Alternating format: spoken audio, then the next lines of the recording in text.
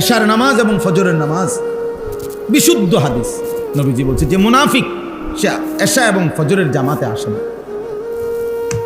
তাহলে ফজরের নামাজের অনুপস্থিত ব্যক্তির জন্য নবীজি কি পরিচয় দিচ্ছেন বলেন না কেন? তাহলে সুপারিশ কে করবে? তার আব্বাই, তার বাফিনি সুপারিশ করবে।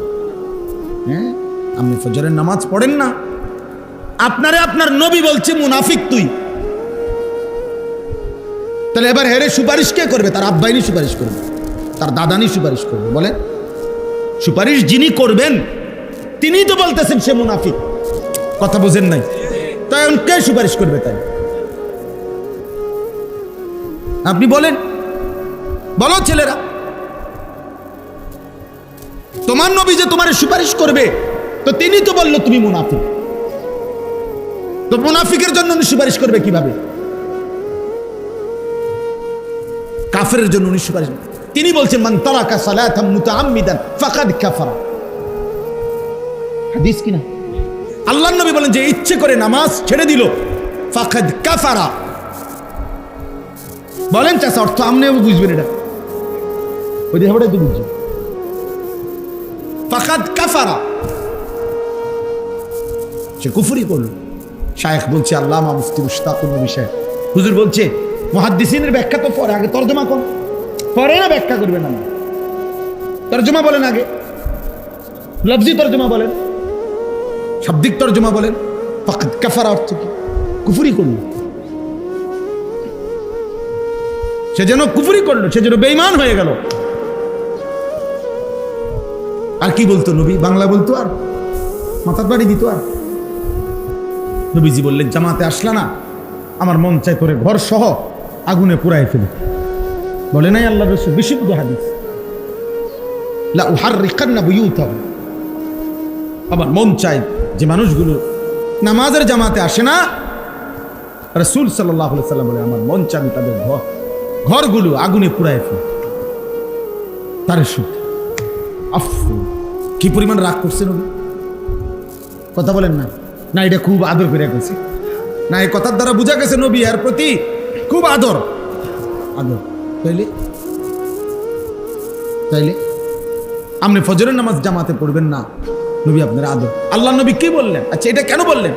যিনি রাহমাতুল্লিল আলামিন নবী, দয়ার সাগর, যিনি মহাসাগর, তিনি বলতেছেন নামাজ পড়লি না, ঠিক আছে মনে রাখিস তোর হাসর হবে ফেরাউনের সাথে। বলছে না, কারুনের সাথে, হামানের সাথে। উবাই ইবনে খালাফ মক্কায় নবীজির বিরোধিতাকারীদের মধ্যে সবচেয়ে বেশি যারা বিরোধিতা করছে নবীজির, এর মধ্যে একজন উবাই ইবনে খালাফ, আবু জাহেল আবু লাহাবের মতো নিকৃষ্ট কাফের। রাসূল আর কি বলতো? আর কি বলতো? হাই সিকিউরিটি সেল আছে কারাগারে, অর্থাৎ সবচেয়ে দুর্ধর্ষ আসামি যেখানে রাখা হয়। রাসূল বলছে বেনামাজি তোরে ফেরাউনের লগে দাঁড় করানো হবে, মনে রাখিস। তোরে কারুনের সাথে, নমরুদের সাথে দাঁড়। পৃথিবীতে উদাহরণ দেওয়ার মতো একজন ছেলে বলো বাবা, তুমি বুঝো, পৃথিবীতে উদাহরণ দেওয়ার মতো এর চাইতে বড় কোনো কাফের আছে?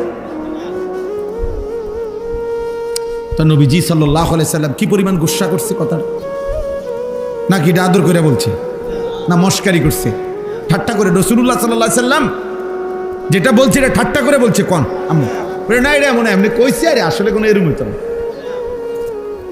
তো। তাইলে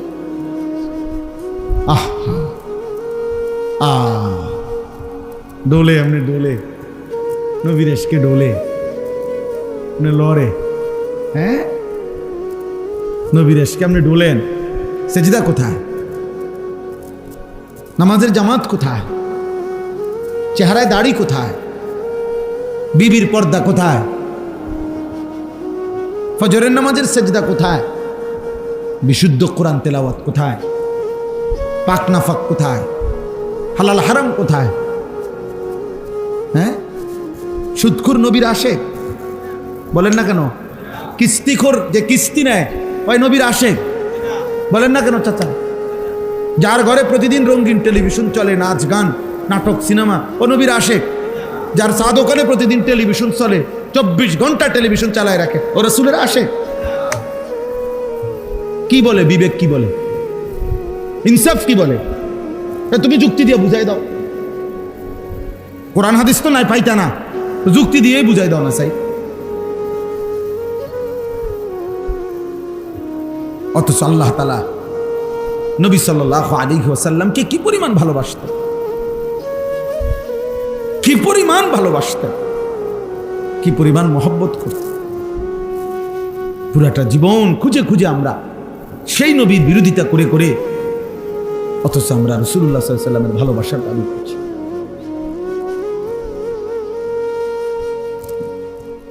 আজকেও আমার কাছে একটা কিতাব আছে, আল ইশক।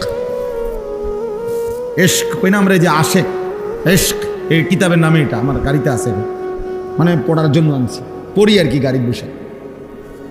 ওইখানের মধ্যে লিখছে ইশক কাকে বলে। ইশক কাকে বলে?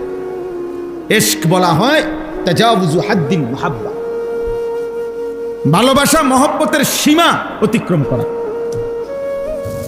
ভালোবাসা মহব্বতের সীমা কি করে ফেলা? অতিক্রম। তাহলে যদি কেউ আশেক হয়, এটা তো ভালোবাসার চূড়ান্ত স্তর, যে যেখানে কোনো নিয়ম কানুনে মানে না, শুধু ভালোবাসে।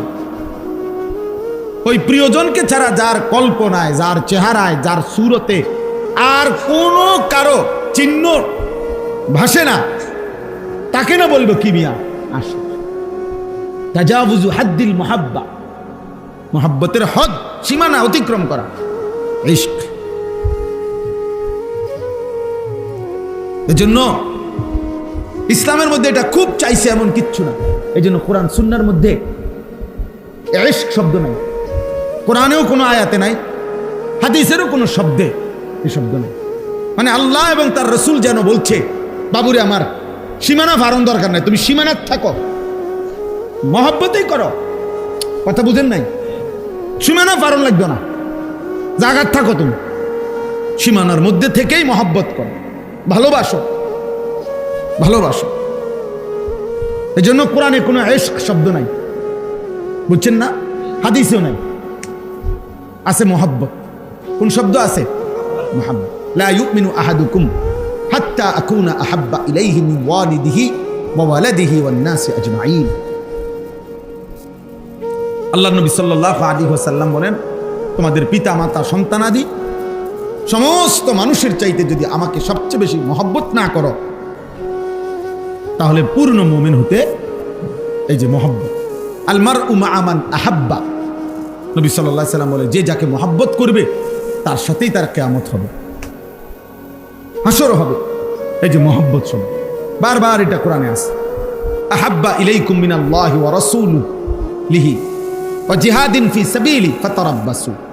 আল্লাহ বলে, তোমার দুনিয়ার স্ত্রী, সন্তান, ভাই, বেরাদর, মা, বাবা, স্বজন, তোমার ব্যবসার মাল, তোমার সাজানো বাড়ি, তোমার উপার্জনের সবকিছু, এই সব কিছুর চাইতে যদি আল্লাহ এবং তার রাসূল এবং আল্লাহর পথে জিহাদ, এটা যদি সবচেয়ে প্রিয় মহব্বতের না হয়, ফাতারাব্বাসু, তাহলে আল্লাহর পক্ষ থেকে আযাব আসার অপেক্ষা করো। কোরআন শরীফের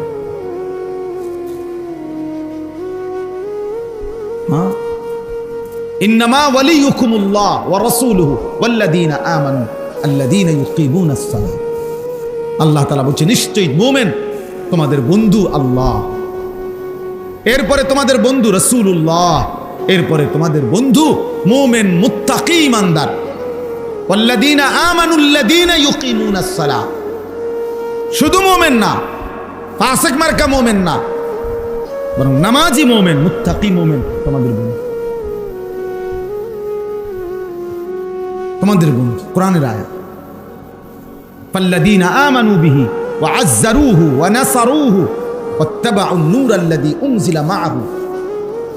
আল্লাহ তাআলা বলেন, উলাইকা হুমুল মুফলিহুন, যারা আমার রাসূলের প্রতি ঈমান আনবে, আমার রাসূলকে দ্বীনের কাজে সাহায্য করবে, আমার রাসূলকে সম্মান করবে, আমার রাসূলের উপরে নাজিলকৃত কোরআনকে অনুসরণ করবে, আল্লাহ বলেন, আমি বলে দিলাম নিশ্চিত তারা সফল, কামিয়াব, জান্নাত।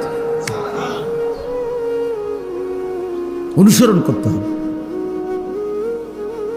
তাইলে বাপ আমরা প্রত্যেকেই এটা বুঝা দরকার। আমাদের জীবন। এই আমরা যদি আরো 1000 বলার সুযোগ পাই, বড় মাহফিল বলেন, ছোট মাহফিল বলেন, একজন বলেন, 10 জন বলেন, জুমার বয়ান বলেন, খানকা বলেন, পীর বলেন, আউলিয়া বলেন, বুজুর্গ বলেন, মাদ্রাসা বলেন, মসজিদ বলেন, মাহফিল বলেন, সম্মেলন বলেন, মাকসাদে একই কথা, আল্লাহ তাআলার ভালোবাসা অর্জন করা, রাসূলুল্লাহ সাল্লাল্লাহু আলাইহি সাল্লামের ভালোবাসা অর্জন করা, জাহান্নাম থেকে বাঁচার চেষ্টা করা, জান্নাতের আমলগুলো করে জান্নাতে যাওয়ার কি চেষ্টা করা, কবরের আযাব থেকে বাঁচার চেষ্টা করা। এই তো কথা, এই তো কথা। চাঁদের দেশের থেকে হুজুর আইলেও তো এই কথা, মাটির তলের থেকে হুজুর বাইরেও তো কি এই মোটা তাজা হুজুর হোক, শিক্ষণ হুজুর হোক, কথা তো এই ঘুরে ঘাড়ে এগুলোকেই ভিন্ন ভিন্ন আঙ্গিকে বলতেছে, আলাদা আলাদা বলার দ্বারা এক ধরনের এটার মধ্যে একটা মজা পাওয়া যায় যে এক এক সময় এক একজন থেকে শুনলাম কথা একই, ঠিক আছে, সেটা তো দূষণীয় না, কিন্তু মূল মাকসাদ তো আখিরাত। মূল মাকসাদ কি? আখিরাত। আমাদের জীবন আখিরাত, আমাদের জিন্দেগি আখিরাত। আমরা ভুলে গেলেও আখিরাত হবে। আমরা যদি নিজের জীবনে এক বিন্দু কদর না করি, এই রং তামাশা, ফুর্তি, আনন্দ এগুলোতে আমরা শেষ করে ফেলি, আল্লাহকে যদি আমরা ভুলে যাই, কিন্তু এরপরেও আমাদের বাস্তবতা এটাই যে আমাদেরকে কবরে যাইতে হবে, আল্লাহর সামনে যেতেই হবে, আল্লাহর মুখোমুখি হইতে হবে। আল্লাহর ক্ষমতা, আল্লাহর নজর, এখান থেকে আমাদের কোনো আড়াল করার সুযোগ নাই। আছে কোনো? আছে না। আল্লাহ তাআলা আমাদের জন্য রাসূল সাল্লাল্লাহু আলাইহি সাল্লামকে দিয়েছে যে তোমাদেরকে আমি কষ্ট করে কোনো কিছু গবেষণা করে বের করতে হবে না, আমি প্র্যাকটিক্যাল, আমি কোরআন সুন্নাহর মধ্যে যা বলেছি আমার নবী সাল্লাল্লাহু আলাইহি সাল্লামের জিন্দেগির মধ্যে তা বাস্তবায়ন করে দেখায় দিছি। শুধু যদি এখন বলতো যে আল্লাহ বলছে নামাজ আদায় করো, তো না আমরা যদি মিটিংয়ে বইতে হইতো নামাজ কয় রাকাত পড়লে ভালো হয়, কোন টাইমে পড়লে ভালো হয়, রুকুটা আগে দিলে ভালো হয় না সেজদা আগে দিলে ভালো হয়, সেজদা দুটো দিবেন না রুকু দুটো দিবেন, চিন্তা করে চান কার কি খেয়াল কোন। তো এইভাবে যদি আমরা মিটিং করে 2 রাকাত নামাজ ঠিক করতে হয়, আপনি কোন না মানে অবস্থাটা কি? টাইমটা মিলান যাবো, হ্যাঁ 5 ওয়াক্তের টাইমটা মিলানো যাবে, রুকু সেজদা মিলানো যাইব, কি পিঠা পিঠিটা লাগবে, আর বাকি কাম তো পরে, আরো তো আমল রয়েছে এই বাবার, এগুলার বেড়া এগুলা তো আগে তো নামাজে ঠিক করতে পারিয়েন না। হ্যাঁ, সাহাবায়ে কেরামের জীবনে এমন হয়েছে। রাসূলুল্লাহ সাল্লাল্লাহু আলাইহি সাল্লাম একবার শুধু মশওয়ারা করতে চাইছে, আজান মানে কেমনে ডাকলে ভালো হয় নামাজের জন্য। ওনারা এক একজন এক এক বুদ্ধি দিতে দিতে নবী সাল্লাল্লাহু আলাইহি ওয়াসাল্লাম শেষে বলছে সব বুদ্ধি আগে তো আজকে শেষ, মানে আজকে আর কি হতো না, ফয়সালা করা যাচ্ছে না, মানে এত বুদ্ধি, ওভার বুদ্ধি। তার ফলে তোমরা যার যার বুদ্ধি নিয়ে যাও, ঘুমাও, পরে জানাম কি হয়।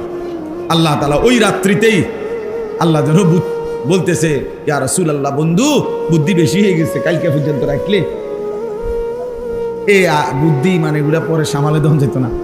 এই জন্য তাৎক্ষণিক আল্লাহ তাআলা ওই রাত্রিতেই ফেরেশতা 2 জন পাঠিয়ে সাহাবায়ে কেরামের কলিজায় স্বপ্নের মাধ্যমে আজান শিখাইয়া দিছে। হযরত আব্দুল্লাহ ইবনে যায়েদ ইবনে আব্দ রাব্বিহি রাদিয়াল্লাহু তাআলা আনহু, তিনি আইসা সকালবেলা সর্বপ্রথম নবীজির কাছে বলছি, ইয়া রাসূলুল্লাহ, আমি গতকালকে রাত্রে দেখছি 2 জন ফেরেশতা আমাকে এভাবে এভাবে এই বাক্যগুলো শিখাইয়া বলছে মানুষকে নামাজের জন্য ডাকতে। তো আল্লাহ নবী সাল্লাল্লাহু আলাইহি ওয়াসাল্লাম বলছে সাদাকা, সে সঠিক বলেছে। আর হযরতে বেলালকে বলছে তুমি তার থেকে কথাগুলো শিখে আজান দাও। হযরতে বেলাল যখন আজান শুরু করছে, প্রথম পৃথিবীর ইতিহাসে প্রথম বেলাল যখন প্রথম উচ্চারণ করছে, কিতাবের মধ্যে আছে হযরত ওমর রাদিয়াল্লাহু তাআলা আনহু, ওমর তখন লুঙ্গি চাদর গায়ে দিয়া অর্ধেক দিছে, অর্ধেক হেসরাইয়া দিছে, দৌড় নবীজির কাছে, মানে চাদরটাও ঠিক মতো কি করে নাই, দৌড়াইয়া এসে বলছে আল্লাহর কসম নবী, এই হুবহু স্বপ্ন তো আমিও দেখছিলাম, এই বাক্যগুলো আমি দেখছি, আমি তো মনে করছিলাম আমি আইসা আগে বলমু, হায় পারলাম না, হয়তো আগে কইলাইছে আইসা, বুঝছেন না, জীবনের তরে আমি 2 নম্বর হয়ে গেলাম, 1 নম্বর কি করতে পারলাম না। এরপরে হাদিসের মধ্যে তা মুহাদ্দিসিনে কেরাম বলছে 14 জন সাহাবী মোট সেই একই রাত্রে একই স্বপ্ন এই আজানের বাক্যগুলো দেখছে। সবাই আইসা পর পর বলছি ইয়া রাসূলুল্লাহ, আমিও দেখছি, আমিও দেখছি, আমিও দেখছি, আমিও। তো আল্লাহ তাআলা আমাদের জন্য নির্ধারণ করে দিয়েছেন সব, কোনো কিছু আমাদের মশওয়ারার উপরে ছেড়ে দেন নাই। আল হালালু বাইয়িন ওয়াল হারামু বাইয়িন, আল ইয়াউমা আকমালতু লাকুম দীনাকুম। দিন আল্লাহ নিজে বলছেন আমি পূর্ণ করে দিলাম, আর কিছু লাগবে না বান্দা। এখন শুধু বন্দেগী করবা আর জান্নাত বুঝে নিবা, আখিরাত বুঝে নিবা। এই জন্য আমাদের জীবনে এটা জরুরি। আমরা আল্লাহর থেকে ছুটতে পারবো না। মৃত্যুকে অস্বীকার করলেই মৃত্যু হবে না এমন না। কবরকে আমি বুঝি নাই এ কথা বললেই কবর হবে না এমন না। আপনি জেনারেল পড়ছেন, আপনি স্কুলে পড়ছেন, আপনি এই ভাই ওটা বেটা আনতে পারেন, ফালতু কথা কার বেটা।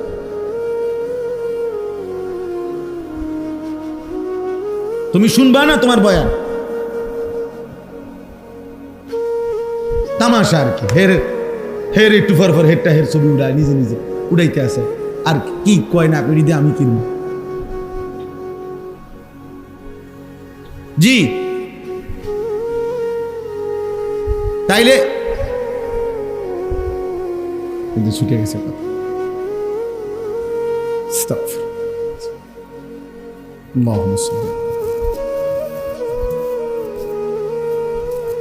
সবকিছু রব্বুল আলামিন বুঝাই দিয়েছে, স্পষ্ট করে দিয়েছে।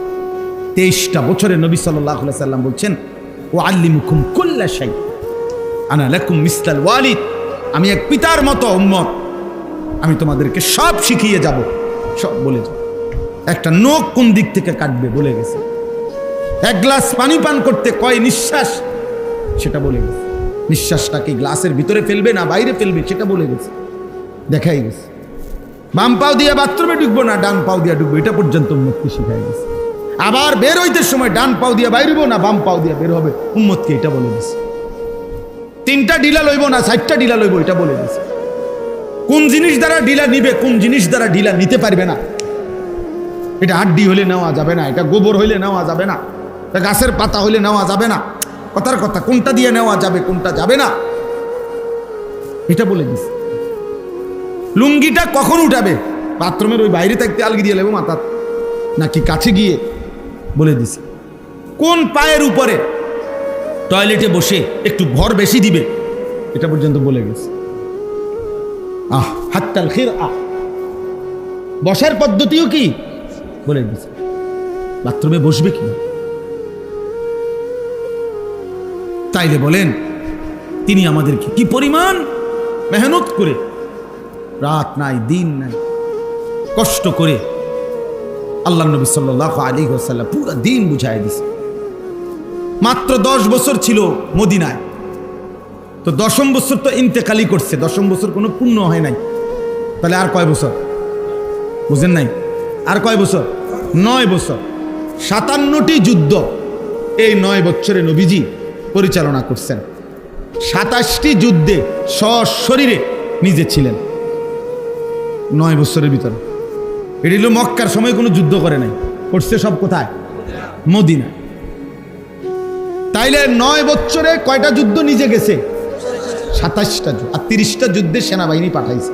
আচ্ছা ওই 30টা বাদ দিলাম, যেগুলোতে নিজে গেছে এরকম 27টা হইলে 9 বছরে 3 নং 27, বছরে কয়টা, গড়ে বছরে 3টা যুদ্ধই করছে। এক একটা যুদ্ধে যাইতে কি পরিমাণ সময় লাগছে, আইতে কি পরিমাণ সময় লাগছে, যুদ্ধের মধ্যে কি পরিমাণ সময় লাগছে। এরপরে পুরা ইসলাম শরীয়তের সমস্ত হুকুম হাকাম আমলগুলো সব বলা যায় অধিক শতকরা 99.5% মদিনায় নাজিল হয়েছে। মক্কায় শুধু আখেরাত, মক্কায় শুধু কালেমা রিসালাত এটা বোঝানো হয়েছে। মদিনায় গিয়া এই পুরা ইসলামের যাবতীয় বিধিবিধান নবীজি গ্রহণ করছে, ওহীর মাধ্যমে উম্মতকে প্র্যাকটিক্যাল বুঝাইছে, শিখাইছে। তাইলে বলেন কি পরিমাণ ব্যস্ততম সময় কাটাচ্ছে, সারাদিন মেহনত করছে। আল্লাহ বলছে ফাইজা ফারাগতা ফানসাব, রাত্রিবেলা আবার আপনি একাকী জিকির তেলাওয়াত তাহাজ্জুদ দোয়া কান্নাকাটি, একাকী দোয়া মুনাজাতের মধ্যে আমার সাথে আপনি আবার একাকী ইবাদতে লেগে যান। উম্মত ঘুমাক, আপনি রাসূল ঘুমাবেন না। ফানসা, ওরা ঘুমা, ওরারে বললেন সাধ্য মতো পারলে যে দূর পারে তাহাজ্জুদ করুক।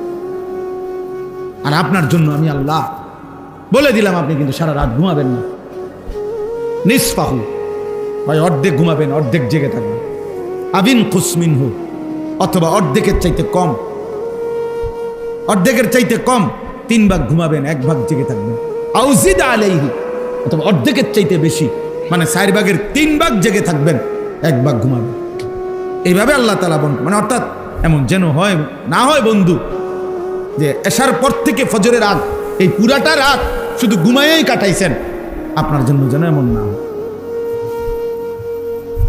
আপনার জন্য এমন যেন না হয়। তাহলে সারাদিন কি তিনি ঘুমাইছেন? সারাদিনও তো মেহনতই করছেন। আবার রাত্রে ছুটি দিছেন পুরা রাত, আবার বলছে আবার মেহনত করে, আবার মেহনত করে। এইভাবে আল্লাহ তাআলা নবীজিকে উম্মতের জন্য পেরেশানিতেই রাখছেন। 9 বছরে যদি তিনি 27টা যুদ্ধে যাইতে হয়, তো গেলেন কখন, আসলেন কখন? ঘরে যার 9 জন বিবি, তাদের খোঁজ খবর রাখলেন কিনা? 9 জন স্ত্রী একসাথে নবীজির ছিল মদিনায় মৃত্যু পর্যন্ত। 9 জন স্ত্রী। সাহাবা কয়জন? 15-20 জন। এই লক্ষের চাইতে বেশি সাহাবী নবীজির জামানায়। কল্পনা করেন, কেউ কোনো একটা মাসালা, একটা ফতুয়া, একটা বিষয় অন্য কেউ জিজ্ঞাসা, কিন্তু জিজ্ঞাসা বুঝেন না এমনি কথাটা? রাসূলুল্লাহ সাল্লাল্লাহু আলাইহি ওয়াসাল্লাম থাকতে অন্য কেউ জিজ্ঞাসা করবেন। তাহলে এই লক্ষের চাইতে বেশি সাহাবাদের যার যত প্রশ্ন, যার যত বিষয়, সবই তো জানতে চাইছে কার কাছে? নবীজির কাছে। কি জ্বালাতনটা গেছে, মনে করেন কি কষ্টটা গেছে। আপন শালী হামনা বিনতে জাহাস, নবীজির একজন বিবির নাম হলো জয়নব, উনার বোন। তো নবীজির কি শালিকা না? উনি আইসা দুলাভাইয়ের কাছে, মানে রাসূলুল্লাহ সাল্লাল্লাহু আলাইহি ওয়াসাল্লামের কাছে প্রশ্ন করছে, মাসালা জানতে চাইছে। এই হায়েজ নেফাসের মাসালা, মানে কারে জিগাইবে? হোক না দুলাভাই। হযরত আলী নবীজির কি কথা বলেন না? মেয়ের জামাই, চাচাতো ভাই তো আছে, মেয়ের জামাই না এখন ফাতেমা। তাহলে উনি শ্বশুর না, আপন শ্বশুর। তো উনার নিজের ব্যক্তিগত মাসআলা, একান্ত শারীরিক মাসআলা নবীজির কাছে জানতে চাইছে না? মসজিদ সম্পর্কে উনি জানতে চাইছেন, তাহলে বলেন। কারণ কেউ তো রাসূলুল্লাহ সাল্লাল্লাহু আলাইহি ওয়াসাল্লামের উপস্থিতিতে অন্য কারো কাছে যায় নাই। আমি শুধু বুঝাইতে চাইতেছি তিনি উম্মতের জন্য কি পরিমাণ ব্যস্ততার সময়টা কাটে। বিশ্রাম করছে কখন? ঘুমাইলো কখন? শুধু ঘোড়ার পিঠের সময়গুলো গুনলেই তো, যে যুদ্ধের 27টা যুদ্ধে ঘোড়ার পিঠে ছিল কতক্ষণ? তাহলে এত কষ্ট, এত মেহনত, এত পরিশ্রম, এত কান্না, এত চোখের পানি, দিবা নিশির এই কষ্ট মেহনত সয়ে যিনি আমাদের জন্য একটি পরিপূর্ণ দিন ইসলাম দিয়ে গেলেন, আজ আমরা তাকে ভুলে গেলাম। আজকে জওয়ান বলেন, বুড়ো বলেন, বাচ্চা বলেন, শিশু বলেন, সবাই যেন প্রতিযোগিতা করতেছে কিভাবে নবীজির সুন্নত ত্যাগ করা যায়। মেসওয়াক 60 বছরের বুড়াও চেনে না, 6 বছরের বাচ্চাও চেনে না, কেউই বোঝে না। ঘরকে ঘর এমন না, দস্তরখান 6 বছরের বাচ্চাও চেনে না, 60 বছরের বুড়া মেয়েও চেনে না। তো কি হলো, চাচার সমান হইল না? টেলিভিশন 6 বছরের বাচ্চাও দেখে, 60 বছরের বুড়া চাচাও দেখে। কথা বলেন না কেন? তো বরাবর হয়ে গেল না? বরাবরই তো হয়ে গেল, বরাবরই তো হয়ে গেল। বাচ্চাও মিথ্যা বলে, বুড়াও মিথ্যা বলে। বয়স্ক মানুষও সুদ খাচ্ছে, বয়স্ক লোক কিস্তি নিতেছে, বয়স্ক লোক কথায় কথায় গালিগালাজ করতেছে। 30 বছর মহিলা বেপর্দা, 40 বছর মহিলা বেপর্দা। প্রতিদিন মহিলার আওয়াজ পরপুরুষ শুনে, পরপুরুষ শুনে। একবার জীবনে নবীর স্ত্রীরা 9 জনে নবীজির কাছে বলছে, আমাদের খাদ্য খাবারের একটু কষ্ট হয়, আপনি যে অতিরিক্ত যুদ্ধের যে সম্পদ পান সেখান থেকে আমগো বরাদ্দ মাঝে মধ্যে গনিমতের মাল পাইলে একটু বাড়াইয়া দিলে হয় না? এই কথাটা একবার জীবনে বলছি। রাসূলুল্লাহ সাল্লাল্লাহু আলাইহি সাল্লামের স্ত্রীরা 9 জন, আল্লাহ নবী সাল্লাল্লাহু আলাইহি সাল্লাম সেদিন এশার নামাজ পড়ে আর ঘরে যায় নাই। মনটা কষ্ট পাইছে, হায় আমার বিবিরা দুনিয়া চাইলো আমার ঘরে থাইকা, আমার বিবি হইয়া ওরা দুনিয়া চাইলো। তো মন খারাপ করে যখন তিনি মসজিদে বসে আছেন, এশার নামাজের উপরে ঘরে যাচ্ছে না হুজরায়, তো আল্লাহ তাআলা বলছে, বন্ধু ইয়া আইয়ুহান নাবিয়্যু কুল লিআজওয়াজিকা ইন কুনতুন্না তুরিদনাল হায়াতাদ দুনিয়া ওয়া যিনাতাহা ফাতাআলাইনা উমাত্তিউকুন্না ওয়া উসাররিহুকুন্না সারাহান জামিলা। আপনি যান, ঘরে যান, মন খারাপ করেন না। আপনার বিবিদেরকে গিয়ে বলেন, হে বিবিরা, যদি তোমরা দুনিয়া চাও, সম্পদ চাও, তো যা লাগবে, যা কিছু ফার্নিচার, আসবাব, গহনা, কসমেটিক্স যা লাগবে বলো, আমি সব তোমাদেরকে দিয়ে দেব। এক শর্তে, শুধু আমি রাসূলের স্ত্রী, এটা ছেড়ে দিতে হবে। বুঝেন নাই? মুহাম্মদের স্ত্রী থাকতে পারবা না, আমার থেকে তালাক নিয়ে নিতে হবে। এরপরে যা বলো সব দেব, সব দেব। وإن كنتن تريدن الله ورسوله والدار الآخرة فإن الله أعد للمحسنات منكن أجرا عظيما। আর যদি আল্লাহকে চাও, রাসূলকে চাও, আখিরাতকে চাও, তো এখন নিয়মিত নেক আমল করতে হবে, মুহসিনাত হইতে হবে, মানে নেককার নারী হইতে হবে। তাহলে আমি আল্লাহ ওয়াদা দিলাম সর্বশ্রেষ্ঠ বিনিময় জান্নাত দিয়ে দেব। সিদ্ধান্ত নাও, দুনিয়া চাইলে রাসূল ছেড়ে দাও, আল্লাহ রাসূল আখিরাত চাইলে দুনিয়া ছেড়ে দাও। আল্লাহ নবী সাল্লাল্লাহু আলাইহি সাল্লাম আম্মা জান আয়েশা রাদিয়াল্লাহু তাআলা আনহাকে বলছে, ঘরে আয়েশা নবীর স্ত্রী আয়েশাকে, আয়েশা শোনো, তোমাদের দাবি দেওয়ার ক্ষেত্রে আল্লাহর পক্ষ থেকে এখন আয়াত নাজিল হয়েছে, আমি শুনাইতেছি। তবে ভূমিকা বলছে নবী একটা, যে আয়াতটা বলার আগে আগে শোনো, তৎক্ষণাৎ জবাব দিও না। তুমি বাকি 8 জনের লগে মিটিং করো, মশওয়ারা করো, পরামর্শ করো। প্রয়োজনে তোমরা তোমাদের বাড়িতে যাও, যাইয়া তোমাদের আব্বা মা, ওই ছেলে ওই দিক দিয়ে জায়গা আছে তো বাবা, ওই দেখো ওই দরজাটা দিয়ে ঢোকো, তুমি আও বাপ, এদের ঢুকে শোনো কতক্ষণ। তো দেখেন নবীজি ভূমিকা কয় যে তোমাকে আব্বা মার লগে দরকার হলে গিয়া কি করো, বুঝ কইরো, পরামর্শ কইরো, তোমরা মিটিং করো। তো এরপর উত্তর দিলে চলবে, নগদ উত্তর দিও না। আয়েশা রাদিয়াল্লাহু তাআলা আনহা বুঝছে ঘটনা ভালো না, উনি আর বুঝুন তো যা বুঝার বুঝাই লাগছে যে লক্ষণ ভালো না, যে এমনি গুছাইতে আছে। তো বলতেছি, ইয়া রাসূলুল্লাহ, কারে কারে জিগামু এটা পরে, আগে আয়াত বলেন, মানে আল্লাহ কি নাজিল করছে এইটা না আগে কইবেন। পরামর্শ তো কার লগে করবে সেটা আমি বুঝুন, আপনি আগে বলেন কি ঘটনা, কি আয়াত না কইবেন আগে। তো নবীজি বলছে, আল্লাহ এই আয়াত নাজিল করছে, দুনিয়া চাইলে নাও, রাসূলকে ছেড়ে দাও। আখিরাত চাইলে আল্লাহকে, চাইলে রাসূলকে, চাইলে অপেক্ষা করো, আখিরাত মিলবে, আজরে আজিম মিলবে, জান্নাত মিলবে। আম্মা জান আয়েশা রাদিয়াল্লাহু তাআলা আনহা বলেন, আল্লাহর কসম ইয়া রাসূলুল্লাহ, কাউকে জিজ্ঞেস করতে হবে না, বাকিদের লোক পরামর্শের দরকার নাই, মা বাবার পরামর্শ দরকার নাই। যদি আপনাকে হারাইতে হয়, দুনিয়া যদি আমি 100বারও পাই, আমি এমন দুনিয়া চাই না। আপনাকে হারিয়ে, আপনার মতো স্বামীকে হারিয়ে এই দুনিয়া আমি 100বার দিলেও নেব না। প্রত্যাখ্যান করছেন, আরে না বলেন, বলছিলাম একটা আবদার, তার মানে আপনাকে হারাবো।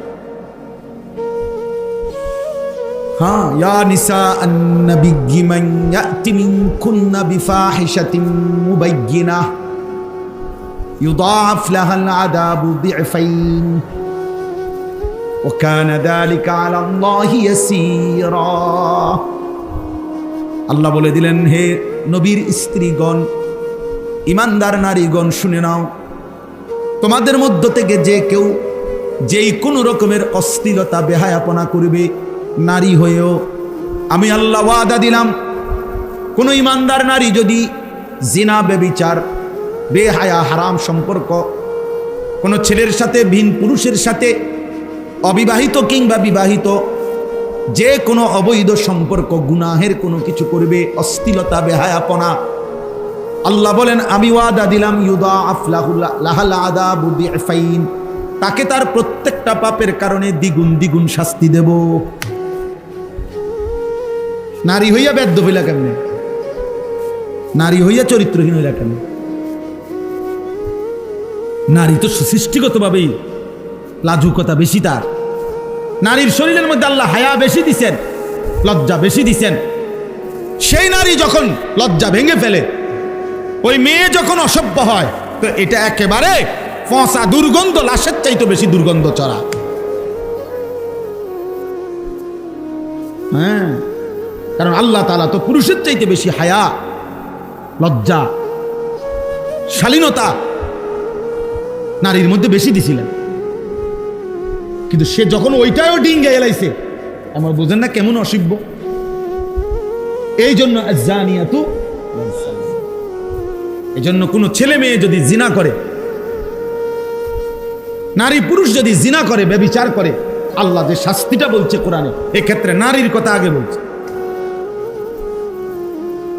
চুরির ক্ষেত্রে পুরুষের কথা আগে বলছে।